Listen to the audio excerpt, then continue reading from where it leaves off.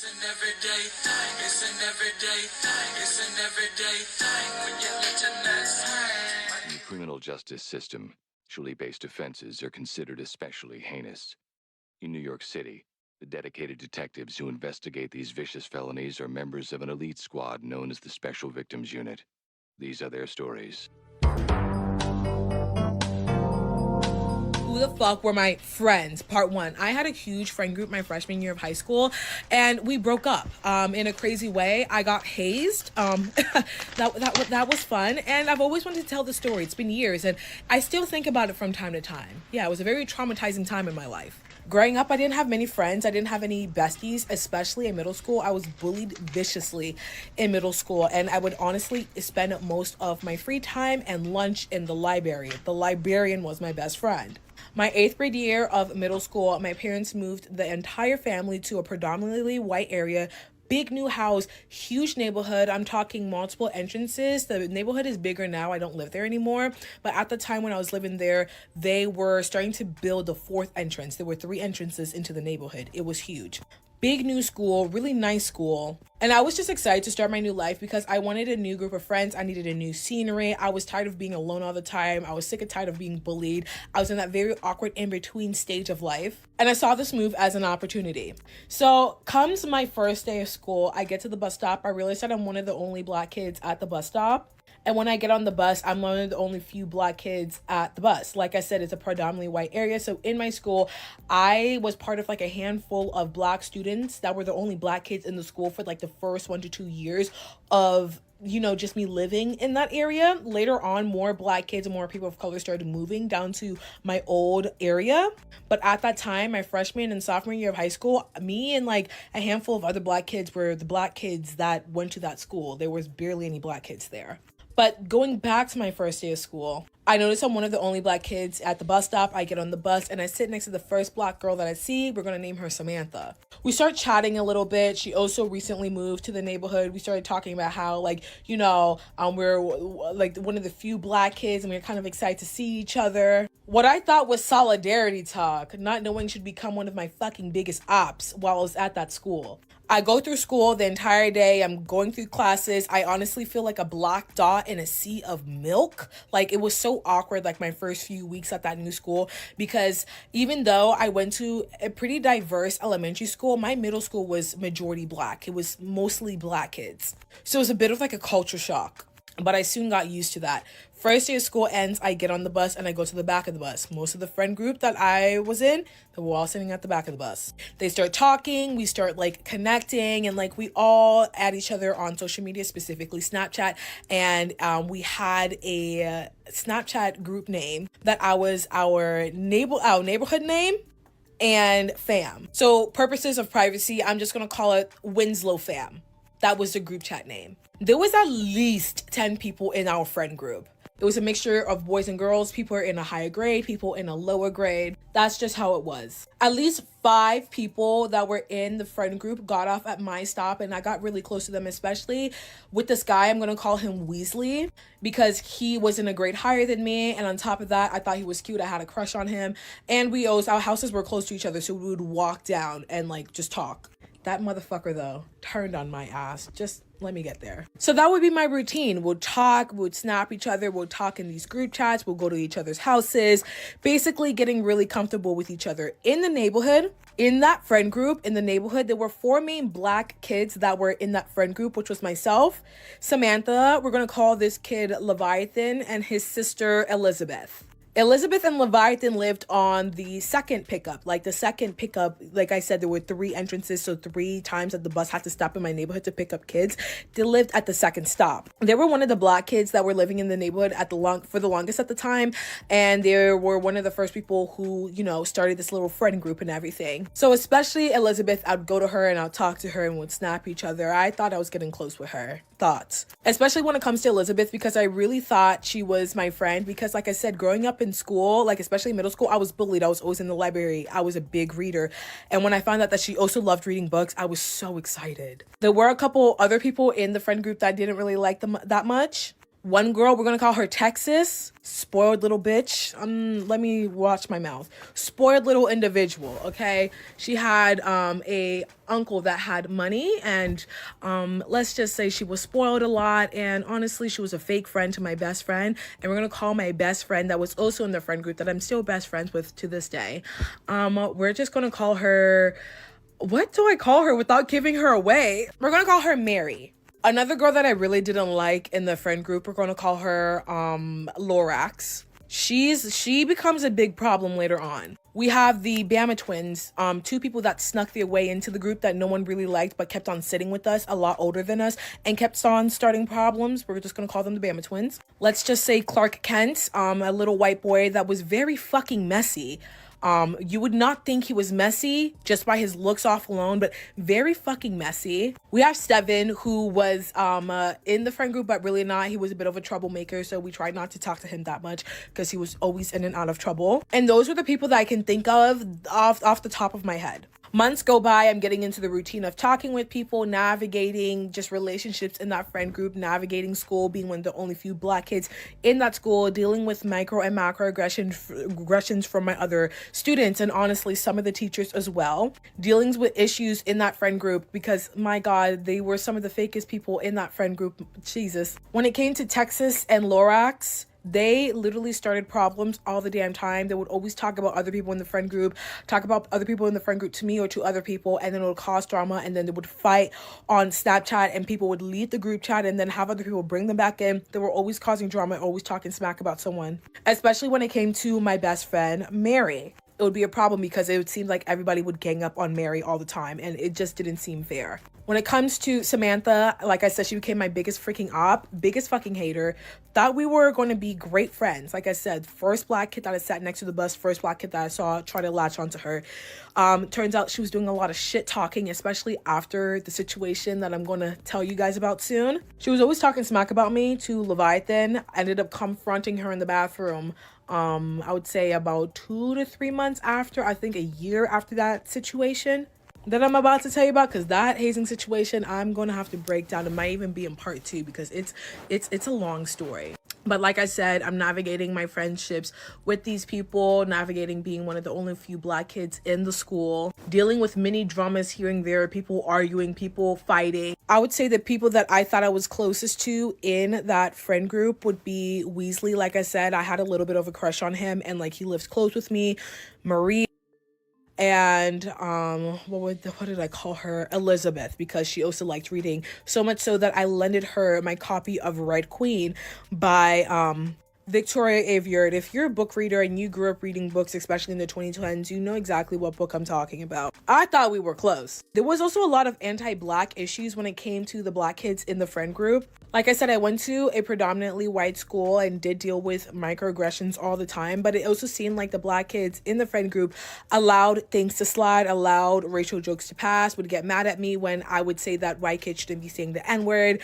And I specifically remember Samantha, Leviathan, and Elizabeth ganging up on me on the bus, saying that I just want a word I can keep all to myself, and the N-word can be said by anyone. Who cares? It's history. You just want to gatekeep a word. I'm being basically ganged up by the three other black kids in my friend group. It was basically months of little tussles here and there, and just petty and stupid stuff that normally happens in a teenage friend group, right? But I still loved it because, like I said, I never really had a big friend group growing up. I only had 1 to 2 friends at most at the time, especially in elementary school and in middle school. So I was letting anything slide. Any disrespect, any shit talking, anything that was like, Nadia, we're going to have to revoke your black card for that. I was letting anything slide. I was a very lonely and depressed kid, especially in middle school, like I said. So I was just taking any little crumbs anybody was willing to give me. But here comes the problem. I would say about like 4 to 5 months after, me starting the new school year, one of the black kids, Leviathan, pops the question, Nadia, what would you do if we pushed you into a bush? We're going to get into the hazing in this part. If you're stumbling across this video, go back and watch part 1. I would also like to mention, I forgot one kid in this friend group. We're going to call him Christian. He was also someone who was in the friend group and basically one of the other guys that were in my grade. So as I left off, Leviathan asked me, Nadia, how would you feel if we pushed you into a bush? Mind you, he asked me that question when we were sitting at the back of the bus and we were going home and it was a rainy day that day. I asked him, why would you ask that question? That's a really weird thing to ask somebody. I'm not sure. Everybody, like our friends that were sitting in the back, were just like staring and being all weird and cryptic around me when he asked that question. And he's just trying to brush it off like, never mind, it was just a joke, we were just talking. I'm just like, okay, whatever. A couple months go by, I would say like a month or two goes by, and in that time I'm getting even closer with Elizabeth. I even lent her a copy of The Red Queen by Victoria Aveyard, which was one of my favorite books I was reading at the time, and I really wanted her to read it. Then the fateful day comes where I was sitting at the back of the bus and we were going home. And like I said, there are 3 stops in the neighborhood. Mine was the first stop in the morning. Elizabeth and Leviathan stop. The other half of the kids, where they get off, theirs is the second stop in the morning. But coming back from school, theirs is the first stop. And then my stop is the second stop. So it's reverse. I had a really good day that day. The vibes were really great on the bus that day. No one was arguing. There was no weird stuff that was going on. Nobody was arguing. Everybody was on the bus that day. No one had practice. No one had cheer. No one had soccer after school. Everybody was on the bus, because some days all of us wouldn't be on the bus because some of the people in the friend group had extracurricular activities like cheer, like I said, soccer, football, etc. Especially since it was fresh, fall semester. So they were basically doing football practice and starting off for like the football season. Some of the kids in our friend group were in varsity football. They were really good. Everybody's on the bus. Like I said, everybody's on the bus. The vibes are vibing. We kind of get close to the stop and they all turn around, and I think Ron was the first one that asked me. It was either Ron or Leviathan that asked me, hey, Nadia, come to get off the first stop. Like, we all just want to walk home together. I've never done that before because, like I said, the neighborhood was huge, and their side of the neighborhood is about 25 to a 30-minute walk from my side of the neighborhood.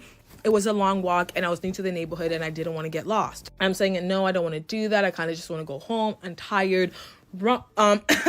Weasley decides to say, it's okay, we'll just walk home together. Mind you, he lives close to me, and normally I walk home with him. We talk and everything on the way home. So I'm like, okay, if Weasley's getting off, that's fine. So my dumb ass gets off the bus. And I had a bad feeling, but I ignored it. And this is why you should never ignore your intuition. We start walking. We're walking. We passed the bus stop. We're walking. We're passing houses. They're pointing out whose house is that. I'm like, who lives in that big ass house? Who lives there? And Elizabeth comes and like she puts her arm around me, just like really tight, like just really grabs me. She's like, hi, Nadia. Next thing I know, I get shoved so hard into this bush. I don't know who shoved me. To this day, I don't know who shoved me first. Yes, I got shoved twice. First time it went down, I was so shocked because everything went down. I had an Android phone at the time. It fell.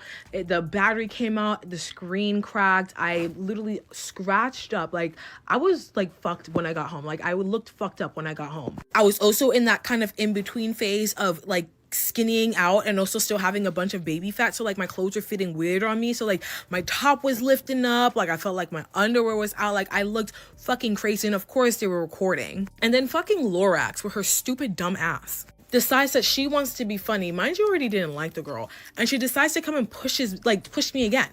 But this time I was ready. I literally got up, I chased her down and punched her in the back of the head. What I really wanted to do was really beat her ass. Like like I feel like God whispered in my ear in that moment, like, don't do it, Nadia. Don't do it. I'm upset. I'm crying. I'm like, what the fuck? Like, I'm itchy. I have scratches. I break out in hives when I get home. Literally, shit was in my eye. My eye was blurry. Like, phone screen cracked. Like, hair a mess. Just itchy. Having reaction. It was so bad. Everybody starts yelling, why would you hit Lorax? Why would you hit Lorax, Nadia? Why would you hit her? Why would you hit her? That, oh my God, it was just a joke. It was just a joke. They pushed me into these like hedges. You know those thick hedges that like kind of frame the walkways? They're not too tall, but they're not small either. That's the shit that they pushed me into. Thick ass hedges that were close to the road. I'm crying, like I said. I'm basically having a freak out moment because I'm just like, I thought these people were my friends. Why would they do this to me? Like, my phone screen is cracked. I look crazy. Like, what is going on here? I refused to walk back with them. My dad was home that day, and I was able to pop my Android battery back in my phone. I call my dad. I'm like, can you please come pick me up? I mean, he's like getting mad at me. He's like, why even on that side of the neighborhood anyway? You're supposed to come straight home. Like, what are you doing? He picks me up. I tell my mom what happened. I'm crying. I'm upset. I had to go take a shower. Literally, my eye was like fucking blurry. There was shit in my eye. Scratched up, had to put Neurosporin and everything, literally breaking out in hives. And my mom is literally upset. She doesn't know if she wants to be upset at me for like getting off at that stop. Because like I said in previous video, my parents are African. They're kind of strict. So like, they were very weird about it. I don't know. Maybe they wouldn't react in a way that your parents would probably react to this situation, but they were more so pissed at me for getting off at that stop.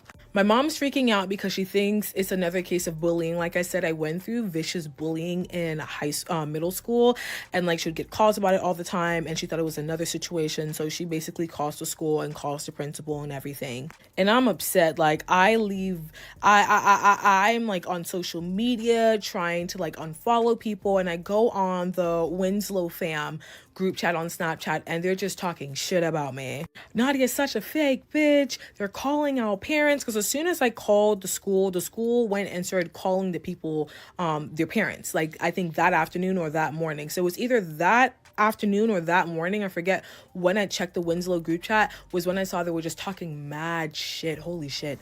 Funny enough, before I even checked the Winslow group chat on Snapchat, when I first opened Snapchat, I got a message from Leviathan. He was saying, I'm sorry, what's happening? They're talking about you in the group chat, and I'm freaking out because like, why are they talking about me? Like, what the fuck? Like, what did I do? I'm not the one who got pushed here. My bad. I'm not the one who freaking assaulted anyone else in the group here. Why am I the one being talked about right now? I opened the group chat. They're talking shit about me, saying I was such a fake bitch, and they're calling their parents. It's down to third. And Clark Kent, the little fucking messy white boy, like I said, very fucking messy. He took a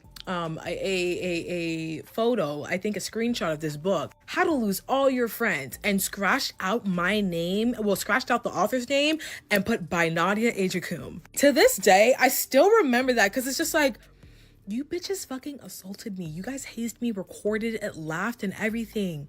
And then you're saying how to lose all my friends. Are you crazy? I don't even want to think about that too hard. Next day I go to school, they call me into the office, they're calling a whole bunch of people into the office, they're putting people in detention. They don't put fucking Lorix's ass in detention. Lorix, for some reason, somehow, even though she was the one who pushed me the second time, they don't put her in detention. They put Leviathan and Elizabeth in detention with me. I get detention, even though I was the one who was assaulted. I know. Lorix's parents are trying to talk to my parents, trying to talk it out. Mind you, her and her parents, there's some really fucking shady people even to this day.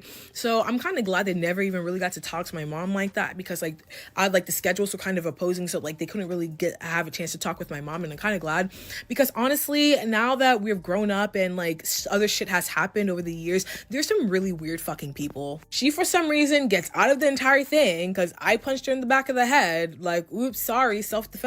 I really should have done more. But people start getting detention. People are in trouble. They're talking about me. I'm sitting in the front of the bus when I'm going home. I'm getting dirty looks from upperclassmen, like these racist white upperclassmen. Like, I'm getting dirty fucking looks from them. Mind you, like I said in the previous part, I was one of the few black kids in the school, and a lot of the kids in that friend group were friends with upperclassmen, especially when it came to sports and stuff, cheer and football. I'm getting dirty looks from these big ass fucking senior men, dirty looks from these cheer girls, dirty looks from people I don't even know. The video is all over this fucking school. My friends that were like, you know, quote unquote acquaintances that I ended up becoming really close with during the rest of the years in high school, they have seen the video and they're on my fucking side. Of course. The principal threatens to call the police on Elizabeth because, like I said previously, I lended her a copy of The Red Queen. I'm like, I want my fucking book back, okay? I give you my book, and if you're a book person, we don't lend out our shit. All right, so boom. As I left off in part 2, the principal basically threatens to call the police on Elizabeth because she has my copy of The Red Queen, the book that I lent her. And if you're a reader like myself, we don't lend out our books. We're scared that it's going to get damaged and whatnot. So when I lent out my book to her I think a week or two before the hazing incident happened, I felt very betrayed. So me and Elizabeth had health class together, and I end up getting my book the beginning or the end of health class. She gives it back to me. A teacher makes sure, like, a teacher's there to make sure like it goes smoothly and we don't start arguing or anything like that, just to make sure everything's okay. She gives me back my book. But like I said in the previous video, it's like I turned into like the school fucking pariah. Like I was eating lunch back in the library again, even though you weren't supposed to eat in the library. Like I would even eat lunch. I'd buy like the little Welch's gummy packets and just sit there for weeks just eating up there because like I had no friends again. I was getting dirty looks from people that I didn't know. All of these basically men, like I said, people on the varsity football team were giving me dirty looks. People on the cheer team were giving me looks. People that I don't even know were giving me looks. Acting like I was the crazy one. I'm the violent ghetto black girl because I punched poor Lorax in the back of the head, even though she assaulted me. Everyone was so concerned about Lorax, like, oh my God, like, and mind you, I never got an apology from that girl to this day. Everyone was so like, oh my God, this poor girl, like the big ghetto aggressive black girl punched her in the back of the head over this harmless prank. And other than like the few acquaintances that I had that I would talk to in class, I was honestly alone. My best friend, Mary, the one who was also in my friend group and was there, I wasn't talking to her either. We shared a math class. And she tried talking to me saying that it's not that serious. Like this is something that they do to everyone in the neighborhood. And when they did it to her, she started limping and she had to limp her way home. Like I was supposed to get over it. She was clearly brainwashed, okay? She was dealing with some issues with other people in the friend group and she was brainwashed. She's not to dump on my bestie because I love her. We're very close to this, like close, honestly. I don't know, I was tripping over my words there. But she was the type of individual at that time, just like how I was desperate to have friends and be liked because I didn't have very many friends in middle school. She was desperate at that time for attention and also to be liked as well and to fit in and to be with the rest of the kids. So she was just letting a lot of shit slide. And like I said in the previous videos, there were issues of people in our friend group ganging up on her from issues of slut shaming her because, you know, at that age, we were all interested in boys doing things that were stupid, probably doing stupid things that we shouldn't have been doing. But it wasn't like an uncommon thing that people in the friend group would just gang up on her and just basically slut shame her, call her stupid, just doing crazy shit. But anyway, months go by for like the next, I would say like from fall semester into the spring semester, I was sitting at the very front of the bus and I sat next to this girl and she ends up becoming one of my best friends. Her name is Val. And she's part of my current friend group. Maria, Val, and me, we're all super close. Those are my besties. But I would be sitting in the front of the bus and I can just hear them just talking about me constantly, especially that fucking Samantha girl. That's Samantha girl. The weirdo, okay? She's always talked shit about me, but like during this time, she was just eating that shit up and just talking about me at the top of her voice, writing shit down on paper. And like I said in the first video, after the situation, because that happened my freshman year, sophomore year, she was still talking shit and I ended up confronting her in the bathroom. And honestly, that was the only time I was tempted to start a fight at my new school, okay? I did get into one fight in middle school and that was unexpected, but that girl tempted to start my first fight in a high school bathroom, very. But like I said, I was sitting at the front of the bus most of the time, hearing people talking about me, being the fucking social pariah, people laughing and giggling, and people basically sending the video around. I never watched the video. I still have never seen the video to this day, nor do I ever want to see that video. But I would say maybe January comes around and Elizabeth pulls me to the side and we talking, she apologizes. And basically slowly people from the friend group come up to apologize to me, except for fucking Samantha, obviously. And Lorax, to this day. Texas is still being a weirdo. And let me not forget, Texas, when this first happened, when I would be sitting at the front of the bus, when it freshly happened, they freshly hazed me, she would yell at the top of her fucking lungs at the back of the bus saying that her uncle, I don't know, fucking Flipper the fish, I don't care, would sue me and my family for everything I'm worth if I ever put my hands on her. She's bringing that ghetto black stuff up to like where they are. They don't do that kind of behavior here. Mind you, she has a lot of family issues and she has a half black sister.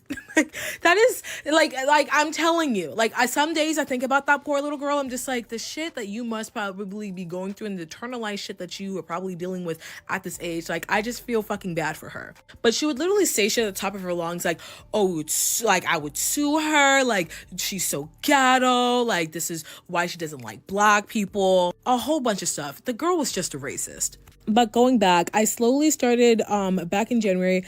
Elizabeth came. She was the one who apologized to me first. Then Leviathan, and basically a lot of the people in the friend group slowly started apologizing to me and stuff, except for Texas, Samantha, and fucking Lorax. And my pathetic ass, like I said, when I was in middle school, I barely had any friends and I went through a lot of bullying. So I honestly forgave them and started sitting and hanging out with them again, which was just a bad fucking idea. But after that situation, the group was never the fucking same again.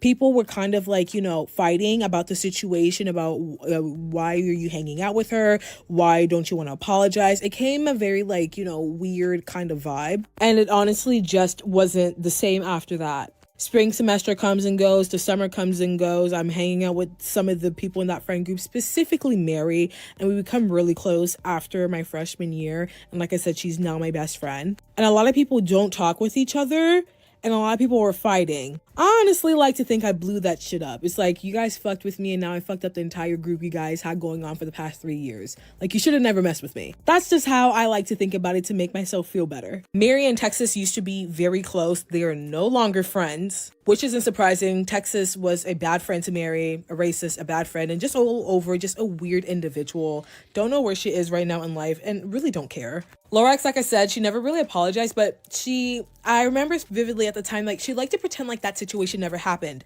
Like she would try to talk with me and like try to hold conversations with me, but in like a way like, oh, that situation never happened, that she never pushed me, I never punched her. It was very weird. And I'm the type of person, when something happens, if you do something weird with me, I can't be friends with you, especially if we can't talk about it. And even if we do talk about it, I'm like just the type of person, it's just like, you're weird to me once, we can't talk. Obviously not to the point where I clearly didn't stop hanging out with the group, because honestly I was pathetic and desperate at that time. But I still had that semblance of like, you know, you pushed me and you embarrassed me and you really hurt my feelings, and you're trying to brush over it, and we never, you know, talked about it, and you never apologized. But honestly, after that freshman year of high school, a lot of the people, like I said, they're no longer friends, or like we barely sat next to each other, and then we started getting out permits, and then eventually people started just breaking off. Like new people would enter the friend group, and then like there would be more fighting, and then there would be more drama. And then basically after my sophomore year, junior year, it was still the same way. Lots of fucking drama all the time. But you know, at that time we had cars. We weren't going to be with each other 24/7. And then COVID hit. And I spent my junior and senior year during like quarantine. So graduated. Never saw those people again. Except for Mary, of course. The one thing that always bothered me about the situation was just how the adults reacted. It was just like, I understand, even though it doesn't make sense, why the kids would, you know, be like that towards me, why people were siding with the neighborhood kids, why people were, you know, making me this pariah. But what I never understood was, because a lot of the parents of the kids in the friend group, they saw the video, they watched the video, and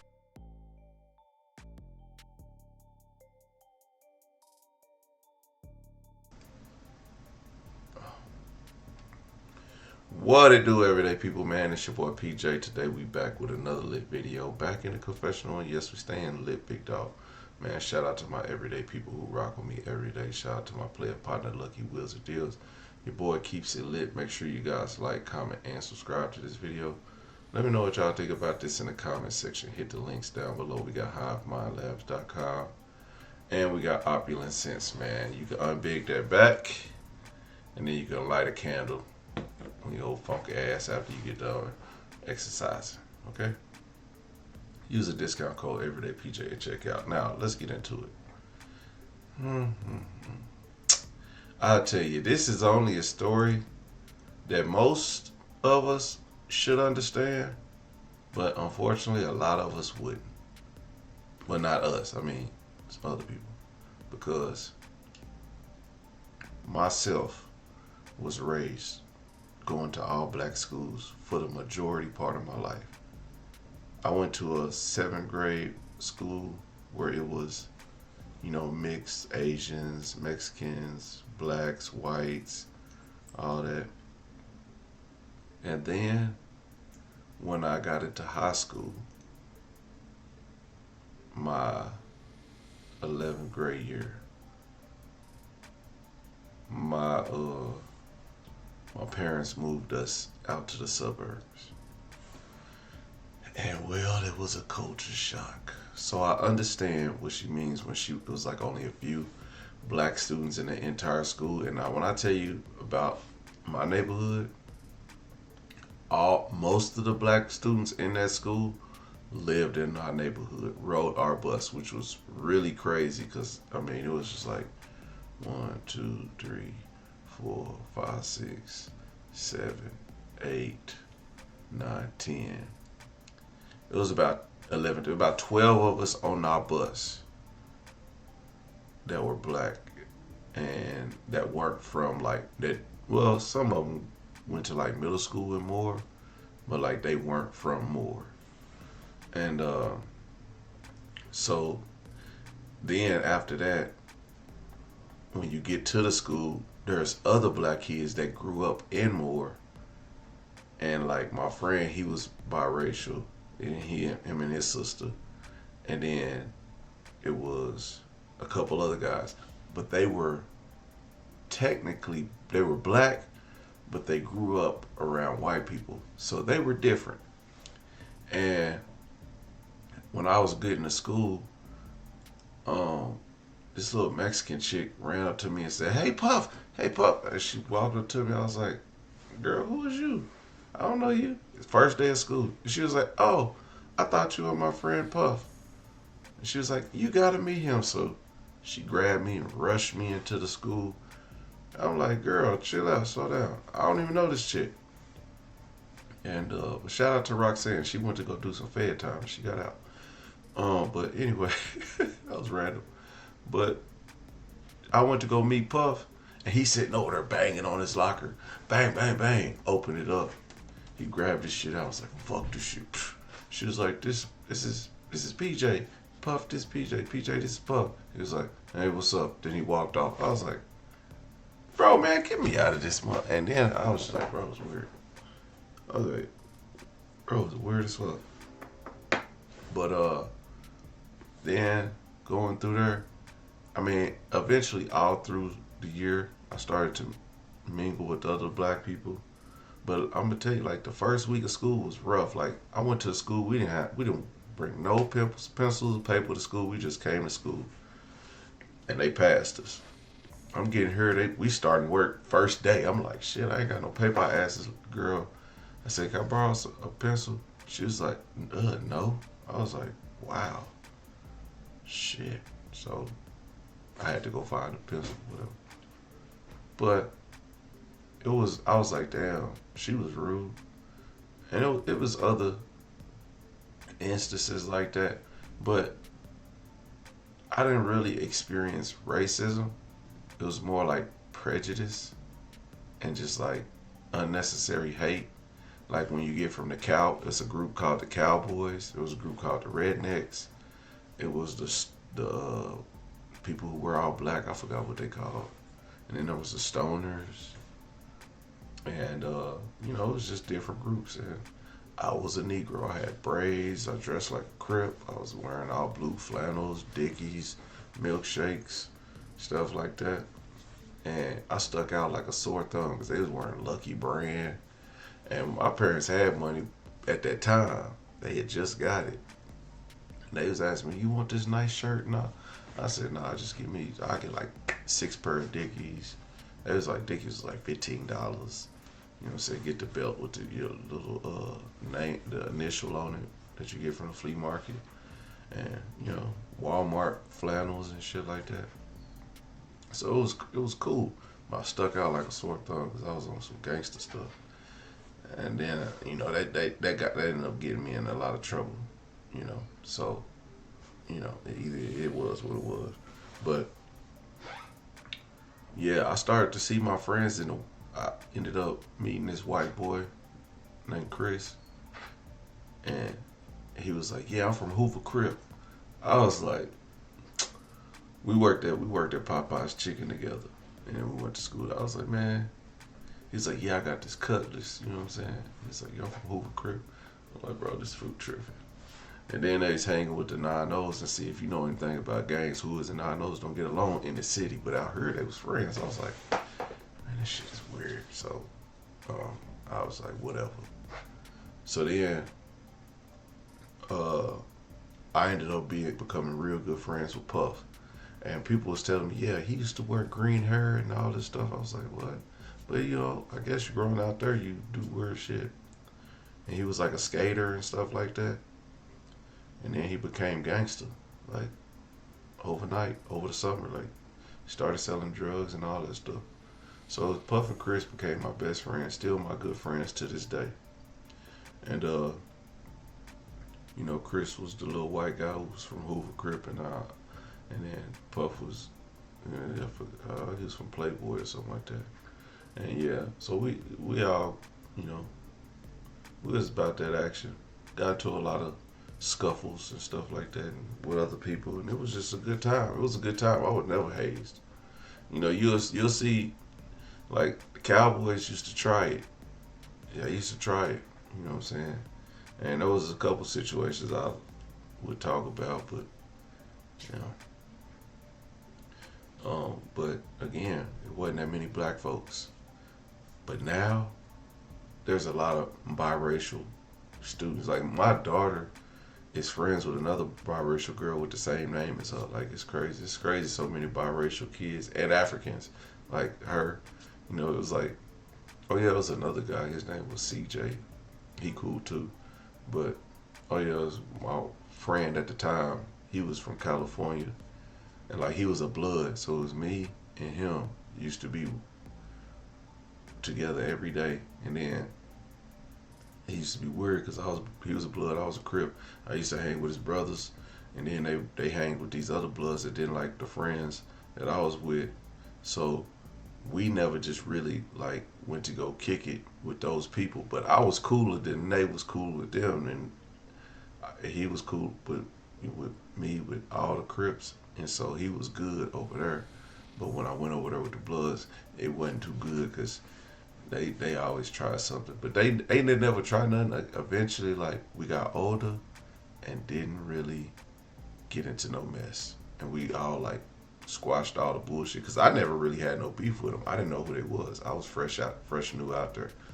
But apparently I inherited the beef that all these fools had, and it was wild. So at the same time, like, I seen a bunch of wild stuff. And then my friends, they moved in from Memphis. Now these Memphis, if y'all know anything about people from Memphis, boy, they moved to Moore. Oh my God. These were the ghettoest Negroes in the world, but they was my friends. Yeah, the mama recently died, and my friend, he died while I was locked up. So, and he never did drugs through high school, which was crazy.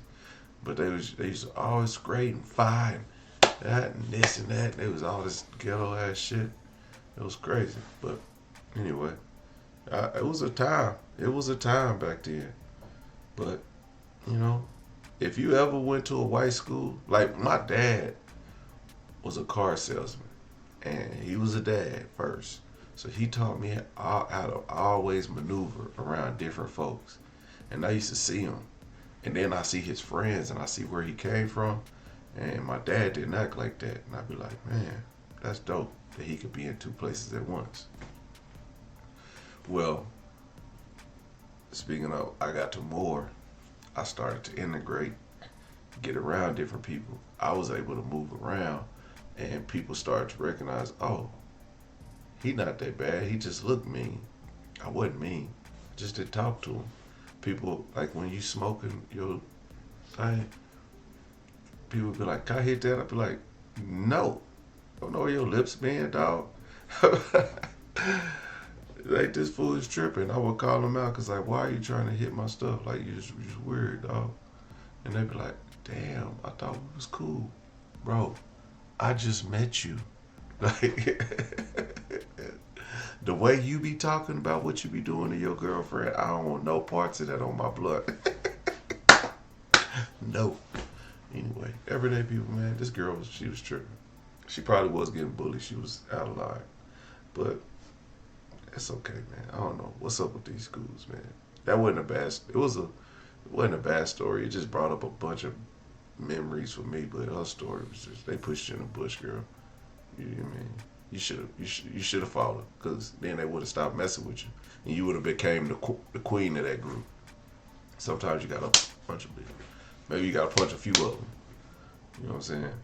And even Mary, she wasn't your friend. She your friend now, but she wasn't your friend. And if she wasn't your friend then, I don't know why she your friend now. Anyway, everyday people, let me know what y'all think about this in the comment section. Like, comment, and subscribe. I'm holla at you later. Peace.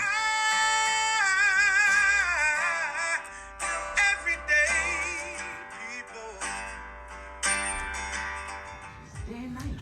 For some women, it can start working in as fast as 1 week.